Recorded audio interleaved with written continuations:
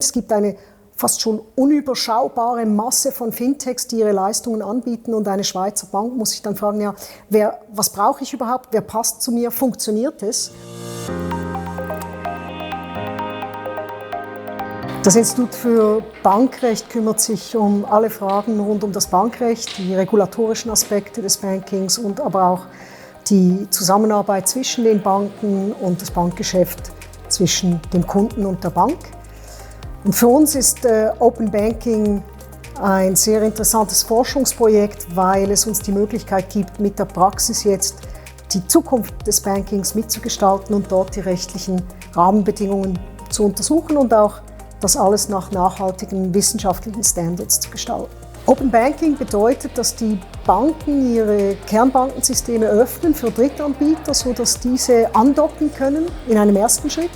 In einem zweiten Schritt bedeutet es aber dann auch, dass die Banken bei den Drittanbietern andocken können, sodass eigentlich auf beide Seiten neue Wege und neue Dienstleistungen entstehen können, und das wird eben auch das Bankgeschäft sehr nachhaltig dann verändern. In Europa zwingt die PSD2, das ist eine Verordnung, die Banken sich zu öffnen gegenüber Drittanbietern. Diese Verordnung ist in der Schweiz nicht umgesetzt. Andererseits gibt es innovative Banken, allen voran auch die Hypothekarbank Lenzburg, die eben Open Banking freiwillig betreiben. Also es geht schon voran, aber eben nicht so schnell wie in Europa. Das Open Banking Project wird gerade jetzt lanciert, weil einerseits in Europa wirklich grundlegende Veränderungen vollzogen werden mit der PSD2 und die Banken sich öffnen müssen. Es wird aber auch jetzt lanciert, weil der Markt immer mehr solche Fintechs eigentlich hervorbringt. Es gibt eine fast schon unüberschaubare Masse von Fintechs, die ihre Leistungen anbieten, und eine Schweizer Bank muss sich dann fragen, ja, was brauche ich überhaupt, wer passt zu mir, funktioniert es?